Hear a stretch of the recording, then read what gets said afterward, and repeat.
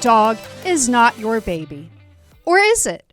Let's talk about it on Azimuth Podcast. I'm Kimberly McNabb, and with me is my husband, Barrett McNabb. So students walked out of a school in Utah to protest the school for allowing furries to threaten other students. Now, these are children who pretend that they are animals or self-identify as animals. But these students are claiming that the furries bite them, bark at them, and pounce on them with no consequences. Now, the school's denying it. But it's not often students want a stricter dress code. So let's go ahead and take a listen to the students themselves. So are they wearing a mask every day? Yes. But every time they go, they're always just wearing a mask. But the principal finally stood up and banned those stuff.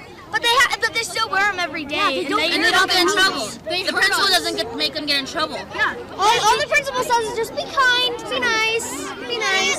And then What's the point of dressing up like a furry? It's just I don't know. They think they're so cool that they want to get a lot of be attention. I think they want attention. So people can come at them and just look at them and think that they're so cool. Okay. Also, Are you guys going to be in trouble for walking out of school today? No, maybe. We might.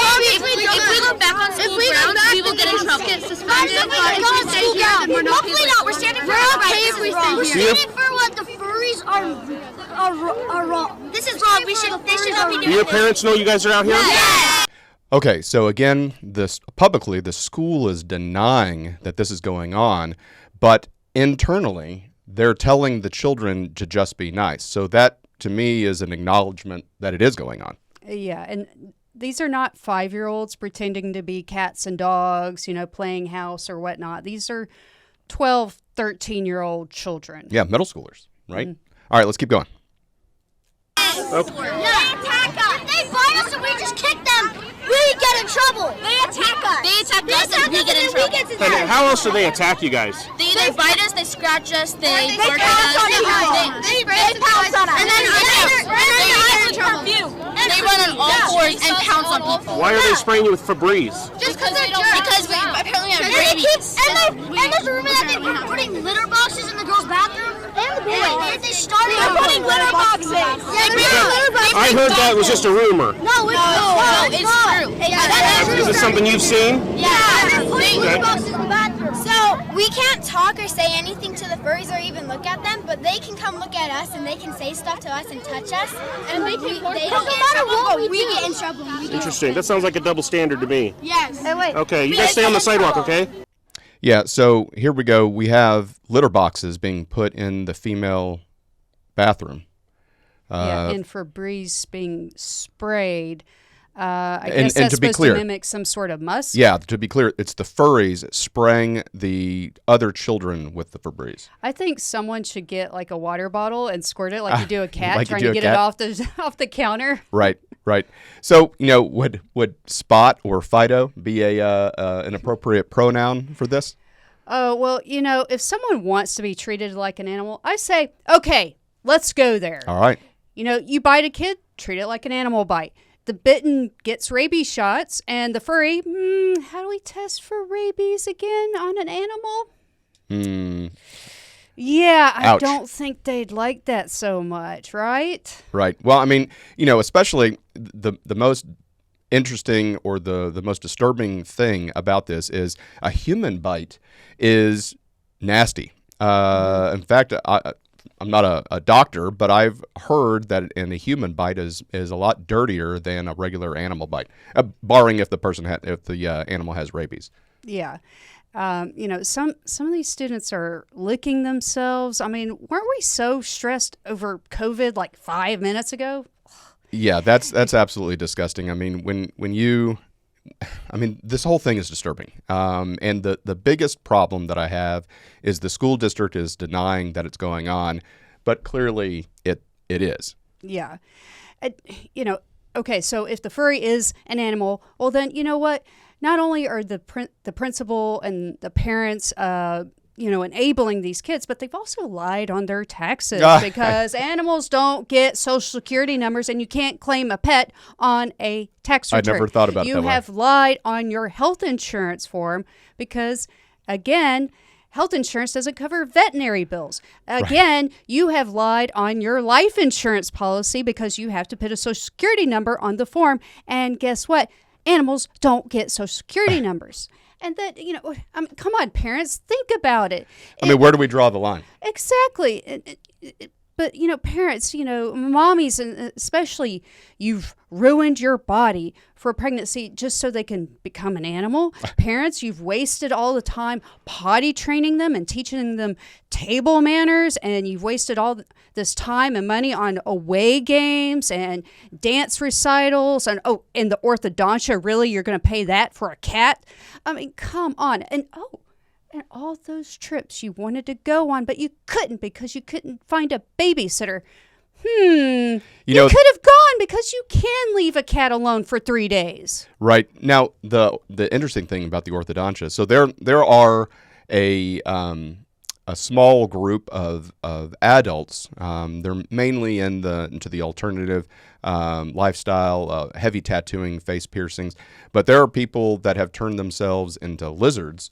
And they have actually filed their teeth down into points. So, is a child that has a mental illness like this willing to go that far? Well, if we're willing to trans some kids and put them on puberty blockers and get, double mastectomies on 15-year-old girls, I mean...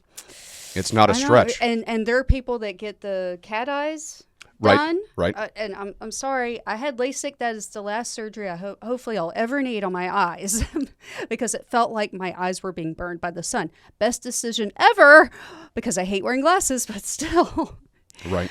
But also back to the parents. Okay. Now you could save some money on airfare with Fido because you don't need to book a seat. But think about it. Fido's not going to fit under the seat in front of you because we're talking about 12 and 13-year-olds. They got to go underneath with all the luggage. Right. So, yeah, what a great way to treat your child. Or did you read that article about Bark Airlines? Yeah, I at first I didn't think you were telling. I thought you were just making fun of me, until I actually read the article. But yeah, go ahead. So you could pay $6,000 each way on Bark Air, a charter airline for people who want to fly with their animals, walking about in the fuselage, and they won't have to be in a cage or in carriers or on a leash even. But if I were you, I would hurry because you don't want to be on the 200th flight of that plane because, airlines do a really bang-up job of cleaning up between flights. It's going to smell like a kennel. Yeah, I mean, maybe this is what we get for calling our dogs and cats our fur babies. Yeah, the kids have, been like, "Oh, I'm a baby," but maybe this is what we get for naming our kids weird names like Lumen and Apple and Legendary and Paisley, and Piper, and naming our dogs names like Glenn. Right. Well, I think the root of this is just really we've stopped believing in a higher being and one truth. Yeah, not our truth, not my truth, your truth, one truth. And thus we do not see ourselves as having a purpose and along with it, a role to play, which is accompanied by responsibilities. And guess who has no responsibilities? Animals. Right. And so this could be a form of, escapism for the kids. I mean, well, escape from what? As you're a kid. It only gets worse. I mean, we've had this helicopter parenting and then also the opposite, the tiger mom. But we've just been bubble wrapped so much that we can't bear these responsibilities. I remember. And no one tells their kid no anymore. Yep. Stop acting like a cat. I remember as a child in this grade in middle school, and we had a strict dress code. I went to public middle school and public high school, and we had to tuck in our shirts. If the shirt was designed to be tucked in, it had to be tucked in. So polos or Oxford shirts, if you were wearing those, polos were a big item of clothing when I was in middle school, and it was you had to tuck it in because a polo has about a 2-inch longer back of the shirt than it does at the front of the shirt, and we had to tuck it in. Now, if it was a T-shirt, you could wear that out outside the pants. But yeah, I mean, you had teachers with rulers checking girls' skirts and to make sure that they were no greater than 2 inches above the knee. And this just seems like it's a distraction. Yeah, and these poor kids want a dress code. A dress code. They want it to be enforced, and it just seems like how do you learn with this going on, both for the furry. I hate saying that word, but for the furry, and also for the other students. Well, also, if someone's wearing some sort of gigantic animal mask. And we'll put photographs up. You're not familiar with like which kid is doing that. Like, how do you know which kid is doing what if someone's doing something that's wrong? Right. Like it's a way to hide bad behavior. But I think these kids are just trying to not just get attention, but it's a role in which you can escape any sort of responsibilities. And I'm sorry, but these kids need to toughen up and just quit this, attention seeking. And unfortunately, we live in a society in which attention is the truest form of currency. And, this is what we get for not teaching our kids not teaching them, about God and truth and, what everyone's responsibilities is. I view today's world with craziness like this as like that scene from Twister. It's like a 1995, 1996 film. And she's a storm chaser and they get way too close. And then they hide in this shack and they get caught in the Twister. And they have to hang on to this pipe. And I viewed the winds, these 200-mile-per-hour winds, as all the craziness, like with the pronouns and,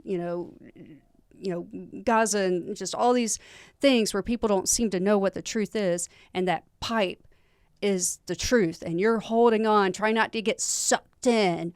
And they're able to look up at the sky, and that's God. And the only way you get to look up is by holding on. And that's how I view today's society. That's a great analogy. So the administration of the school has denied the allegations, like we've said before, and all of these protesting students are obviously calling out the administration. But you need to take it with a grain of salt. There's been cases of teachers hiding trans kids' social transition from parents. Yeah, I mean, even with the parents asking directly. Yeah, but the libs of TikTok have produced photo evidence, and we've been scrolling some photos for our viewing audience. Yeah, I mean, one thing I noticed about one of these masks, like you have some masks that just kind of sit on top of the head, and so it's not a big deal. I mean, it would be easy to, sneak that into a book bag. So the parents may not know, but still the teachers and the principal know. Right. But one of the photos, I mean, it is a gigantic dinosaur-looking head. That I had a tiny locker in high school and middle school, but some people get like the full length ones. Even that with your books and everything, that thing's huge. It is not fitting in there, and it's not going to fit in most people's book bags. So they're probably taking it back and forth to home. They have to store it somewhere. It's going home. How do you as a parent not know that what that is? It's like you see them carrying that. Like, what's that for? So someone's enabling this kid. Right. And, I don't want to hear our audience talking about that we're shaming these kids. First of all, their faces are blacked out. But shame used to be a useful parenting tool. Yeah, I remember this great meme, and I've seen other versions of it as well, but there's a dad, he's in shorts, and on the back of his jacket he says, "Oh, my daughter thinks short shorts are so cute." It's not so cute when it's on dad. Yeah, Daisy Dukes, not so much on dad. Yeah, but the Bible does call on us to call each other out. Luke 17:3 says, "Pay attention to yourselves. If your brother sins, rebuke him, and if he repents, forgive him." Proverbs 24:24-5. Whoever says to the wicked, "You are in the right," I would say that is, people honoring pronouns. You're wrong. If you say you're in the right, you will be cursed by peoples, abhorred by nations. But those who rebuke the wicked will have delight, and good blessing will come upon them. Yeah, that's Speak the truth, people. Exactly. So parents and teachers, kids, you need to teach them right and wrong, what a reality is and how to function in the world. And if they can't count on you, the adults in the room, who's going to teach them? So we saw this article and we wanted to bring it to your attention. And thank you for watching Azimuth Podcast. Please stay tuned after these messages. Hi, everyone. Thank you for listening. If you enjoy our show with all the stories we share, we would love your support. And it's as easy as clicking that subscribe or follow button. This will ensure you never miss an episode and keeps us bringing you these important stories. Your support makes a huge difference. Thank you so much for being part of our podcast family. Thanks, and keep tuning in. So our favorite modern-day poet, Oliver Anthony, has released a new album. Let's talk about it on Azimuth Podcast. I'm Barrett McNabb, and with me is my wife, Kimberly McNabb. So on March 31st of 2024, Easter, Oliver Anthony released Hymnal of a Troubled Man's Mind. And we're going to go ahead and listen and react to one of the songs on the album called Hell on Earth. So let's get started. Son, do you know where you're gonna go? Son, when you die, I've been that sad 100,000 times. Oh, I wasn't sure, but I have skate round, and I found most people die and go to hell before they ever hit the ground. Wow. Already we're getting into it. Yes. So they ask where he's going to go when he dies. Right. I've been asked about 100,000 times. So one of my first church memories, it was rural Georgia, late 80s, and it was very much fire, brimstone, go to hell, yelling in your face. A lot of Old Testament. Yes, Old Testament type of preaching. And I feel like today we've kind of swung the pendulum a bit much in the opposite way. Everything's love thy neighbor, turn the other cheek, be nice, blah, blah, blah. And I'm like, you know what? Some people need to be called out. Otherwise, how are they going to learn? Right. So that's the first thing triggered in my mind. And then the last line of that verse was people die and go to hell before they ever hit the ground. And to me, that says that they're dead emotionally, spiritually, and they're just a husk walking around. Yeah, that's a great point. I think when I read into this, I've been asked 100,000 times. That means that, and this is probably not Oliver Anthony himself that he's singing about. He's probably talking about the general human being that's walking around right now. But if they have not found meaning and purpose in their life, they've already died.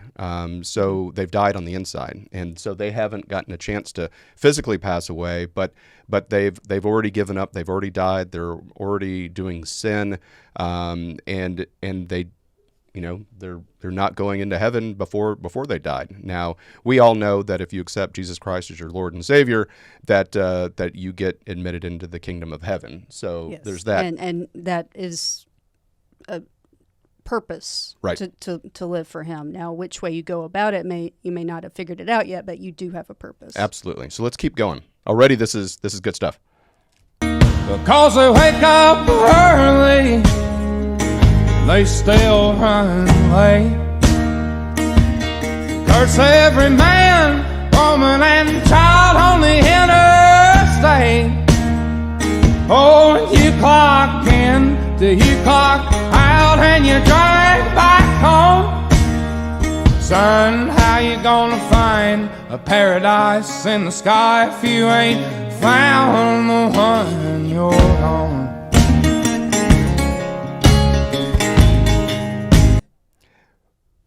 Again, these are just poetic lyrics, and obviously he's singing from the heart, like he always does, which is why we always love Oliver Anthony's music. But they wake up every day and they're still running late. It's like they can't catch up. Right. I think there are a couple ways to think that. We can feel like we're missing out on the life we want to lead, so we can't catch up, or financially we can't catch up. And, wake up early, still running late, that kind of indicates to me that there's time wasted. So maybe time wasted doing things that aren't important. That's a good point. And then it says, curse every man, woman, and child on the interstate. So to me, that's like you hate everybody around you. And sometimes that can feel like the world we live in. I can relate, because sometimes I feel that way myself. And I catch myself and do a course correction, but I can empathize. Well, in Houston traffic, it's hard Right. not to. Right, exactly. But then he says you clock in, you clock out, you drive back home. But the glaring thing for me is there's nothing in between the clocking in and clocking out. So therefore, it doesn't have any value, whatever it is you're doing in between those hours. So again, no purpose. No meaning. Yeah, no, absolutely. And finding, God's paradise. So the line of how are you going to find a paradise in the sky if you ain't found the one you're on? That's to me, I read that as you need to find your place and purpose on earth in order to have a meaningful life, so that you can be admitted into the paradise, in heaven. And it's kind of interesting that if you haven't found purpose, direction, and motivation and meaning in your life, it can become very filled with despair. Exactly. Also, you haven't found, like, paradise isn't just like some jubilant place necessarily. It's also a place that brings you peace, Right. Makes you feel calm. And so, the place that, the remote rural areas that he talks about in many of his songs do bring him peace. And so I think that's also what he's referring to as in paradise. You haven't found a place on earth that brings you peace. Absolutely. Let's keep going.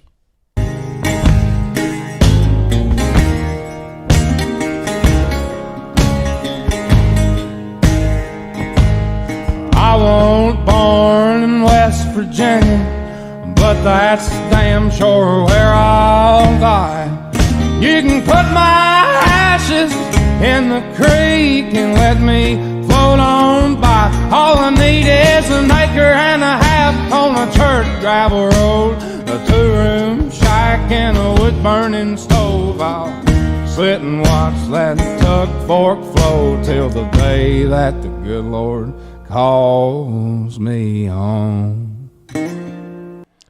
So, here he is. He's talking about what his paradise is. Mm-hmm. And his paradise is an acre and a half of land.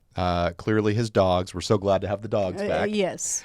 His family, his faith in God, and, not much. It's not material. It's not material. It brings him peace. It brings him peace. And I'll be honest, Kimberly's smarter than I. I had to look up what Tug Fork is, and that's a river.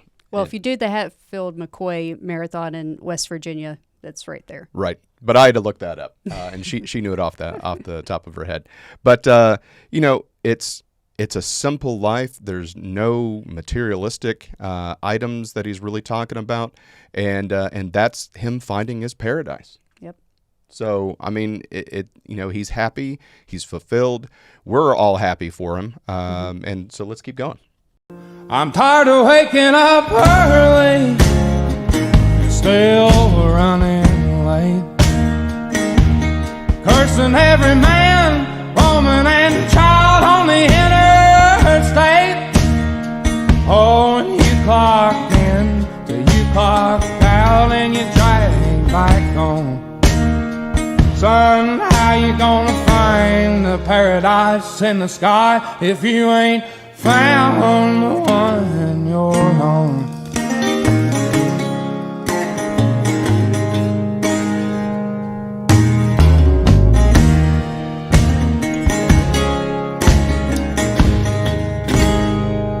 Son, do you know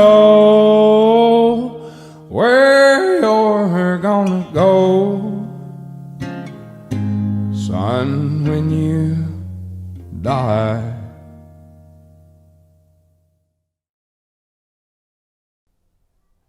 I'm so glad he's back.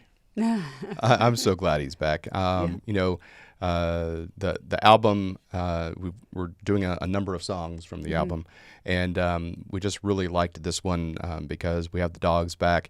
But well, he's been touring. Yeah, absolutely. But you know, this looking at, you know, I think he's talking about other people.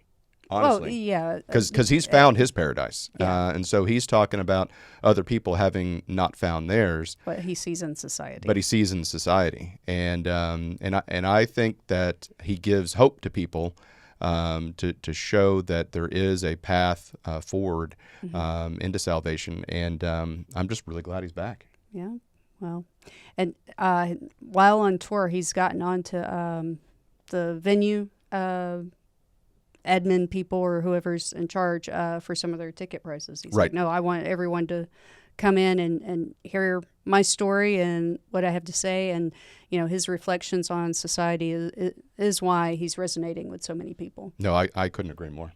Well, we saw this and we wanted to bring it to you, and thank you for watching Azimuth Podcast. Please stay tuned after these messages. Hi, everyone. Thank you for listening. If you enjoy our show with all the stories we share, we would love your support. And it's as easy as clicking that subscribe or follow button. This will ensure you never miss an episode and keeps us bringing you these important stories. Your support makes a huge difference. Thank you so much for being part of our podcast family. Thanks, and keep tuning in.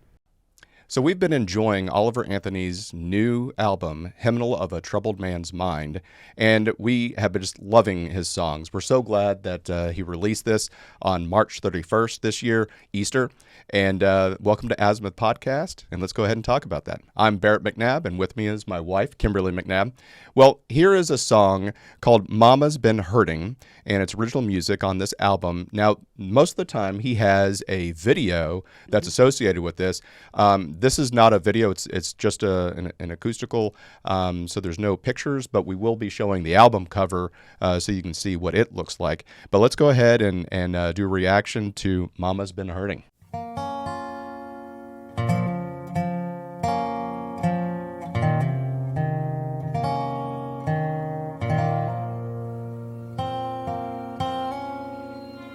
Mama's been hurting, 'cause Daddy's been down. Ain't nobody been working since the mill left town. They got 2 youngins, not 10 years old, with $200 left in his billfold. And a week's worth of groceries is the price of gold when your whole damn country's been bought and sold. Wow. He's back. So I can definitely imagine the mill's been gone. I grew up in LaGrange, Georgia. There were several Milliken, which is a textile manufacturing company. There were a number of those locations just in the town that I grew up in, and a couple towns over. There was West Point Stevens, a number of companies, and my parents and pretty much all of their friends would work at these manufacturing facilities, plants as some people call them. And I remember the mid-90s, NAFTA was signed, and there was a lot of globalization, Right. Going on. And so it was just factory after factory after factory, like sometimes right next door to each other, just shutting down.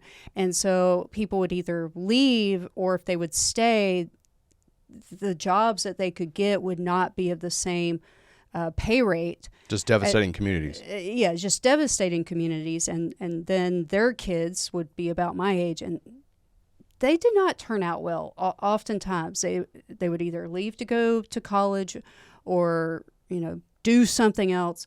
Or if they stayed, again, working a low-wage job, or sometimes turning to drugs. That was a common occurrence. And so anytime I hear about factories closing down, I think of dope sick, like that kind of environment. Well, I mean, his theme of,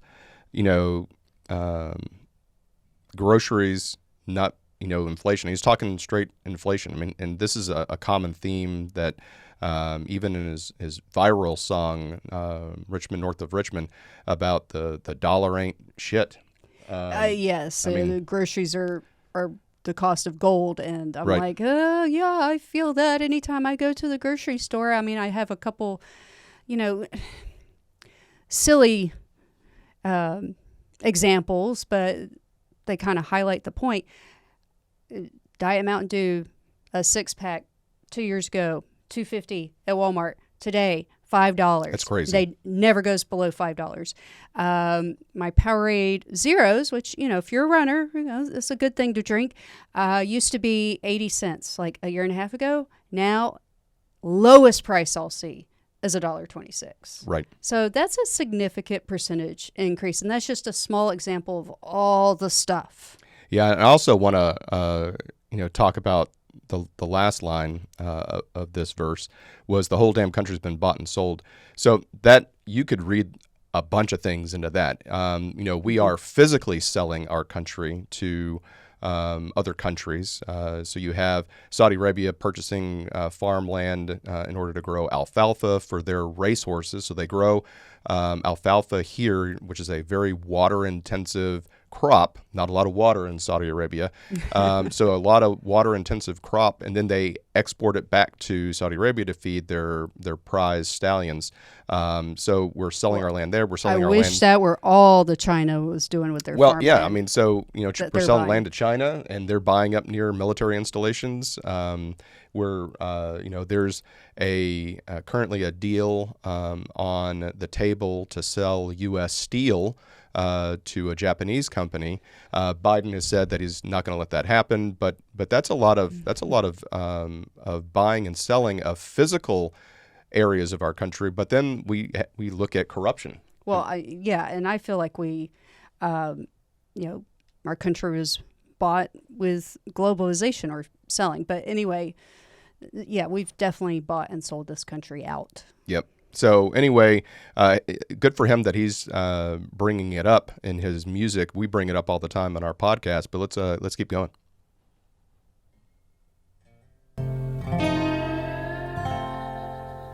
Never there's been hard times. It's always made hard folks who could get her to the other side and not let it be all she wrote. I'd love to live to be an old man, but God, you can take me a young one. Just don't let the land I love die so young. Of thee I sing. Wow, there's a lot to unpack there. Yeah. So, he's talking about hard times creating hard men, and there's a saying for a reason: hard times create hard men, and weak times, create weak men. And I'm sorry, but if you've seen some of the men walking around, or definitely on the internet, you can find a plethora of of things showing very weak-looking men. Right. So I saw a video online of it's a male, and he has this headband with these cat ears, and they're pink, and like these clawed, manicured fingernails, and he goes, "I'm going to go join the military because I think my cat-like reflexes would be good in combat." I'm like, okay, what? That's not how that works. Oh, yeah. China's going, ooh, right. Shaking in their boots. But you think about World War II. You think about the Depression. The greatest generation. Yeah, the greatest generation and everything that they went through. I mean, I have multiple combat deployments under my belt to Iraq and Afghanistan, and they were year-long deployments or 13-month deployments. But you think about the men that went to fight in World War II. It was when's the deployment over? when you win the war. Yeah. When it's done is when you're going to be done. And so you had people fighting for 4 years straight, and so now we have people who can't stand to be called the wrong pronoun. right, exactly. So I mean, there's this giant pendulum, and we used to build great things, and adversity makes people stronger. And now it's raising up a flag of surrender if you mess up on somebody's pronouns and do DEI wrong, and you get fired and things like that. And so he's saying, I want to live to be old, but there's so many things wrong with the country. Take me now. Just I'm sad that the country is dying so young itself. Well, also he's like, if it took me dying to save the country, I would. Right. And there's Nick Freitas is somebody that we follow, and I'm a great admirer of his. He's a former Green Beret, and he's now a state legislature and has a podcast of his own in Virginia.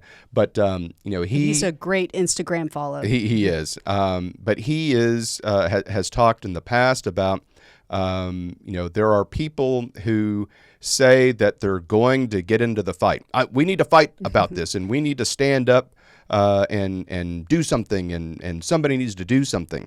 And his argument is you need to be in the fight. You need to have skin in the game, and you need to risk something yourself, whether it's fighting for your country, whether it's being brave enough to throw yourself out on the internet in front of a bunch of strangers. Or if you encounter it in real life, like, no, I'm not. I'm going to call you the correct pronoun. Right. I'm going to tell you the truth. So there needs to be some risk and some skin in the game. And I think Oliver Anthony in this song is, he's talking about how the country is dying young, and he doesn't want that to happen. And he'd rather not be here when it goes all the way off the cliff. Mm-hmm. Okay, let's keep going.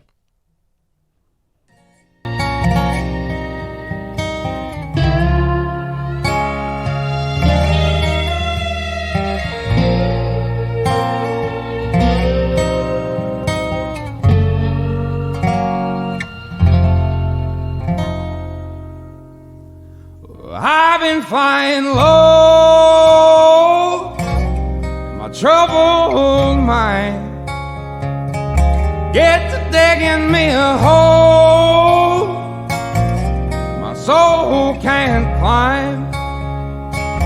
It's the end of the world, but nobody knows, 'cause they all just stare at the trash on their phones in a land that's littered with many men's bones who died fighting for somewhere they could call home.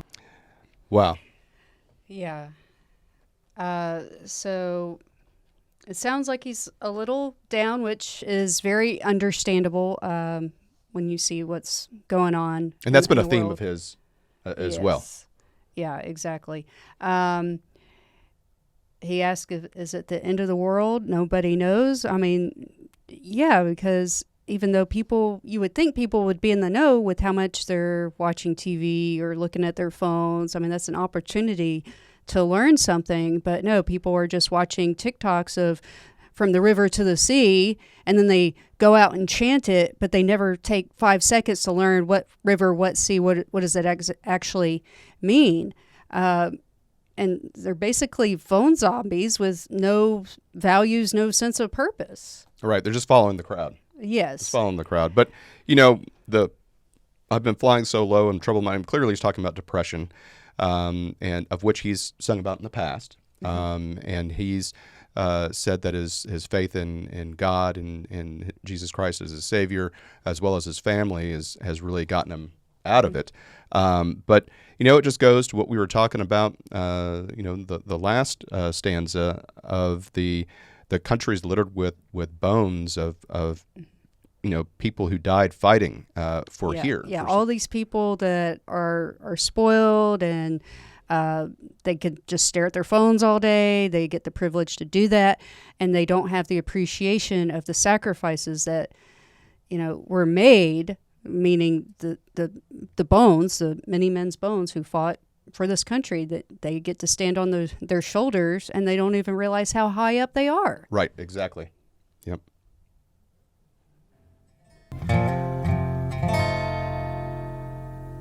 Whenever there's been hard times, it's always made hard folks who could get her to the other side and not let it be all she wrote. I'd love to live to be an old man, but God, you can take me a young one. Just don't let the land I love die so young. Of thee I sing,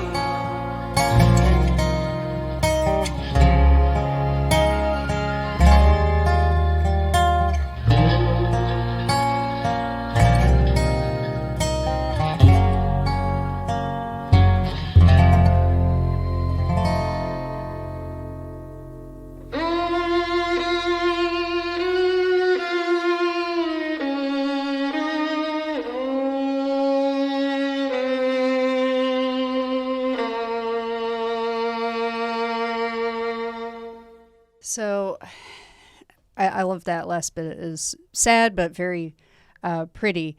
So, he doesn't want the land he loves to perish. And, when you see, when it's a time where people don't like to see the American flag because it triggers them. Right. You can't fly your own flag, but we have people on the Senate floor who are supposed to represent us waving another country's flag.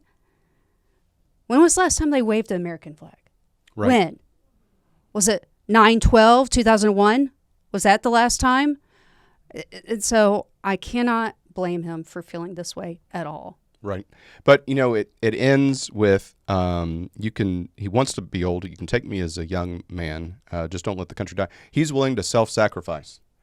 And that's something that was a theme through the song, the standing on the men's bones who fought for a place to be home, for the United States, and but he's willing to do a self-sacrifice, and that's the famous John F. Kennedy quote: "Ask not what your country can do for you, but what you can do for your country." And there definitely needs to be more self-sacrifice for the good of all of us and to have a unity of effort. And I think that Oliver Anthony does an amazing job of bringing people together just to do that. Yeah. And also, you're not willing to sacrifice for something if you don't appreciate it, if there's not an amount of gratitude. And all these people that bash on the country, just sit around, not really contributing to society or to our country. They get to sit around all day criticizing the country on their phones. They don't realize what it took to get them there. Right. They don't have gratitude. A lot of internet warriors. You can't be a happy individual if you don't have gratitude. Yeah, a lot of internet warriors, not a lot of actual warriors. Nope. Well, we'll do a few more of his songs over the next few weeks, but we're super proud of him. We're super happy for him. Again, he's really awakened the country, and he's just such a great modern day poet. And we're very blessed to have him in our lives. And so, again, this is his album, Hymnal of a Troubled Man's Mind. Go check it out. Not sponsored or anything, just through admiration that we want to make sure his music gets appreciated. So thank you so much for tuning into Azimuth Podcast. Please stay tuned after these messages. Hi, everyone. Thank you for listening. If you enjoy our show with all the stories we share, we would love your support. And it's as easy as clicking that subscribe or follow button. This will ensure you never miss an episode and keeps us bringing you these important stories. Your support makes a huge difference. Thank you so much for being part of our podcast family. Thanks, and keep tuning in.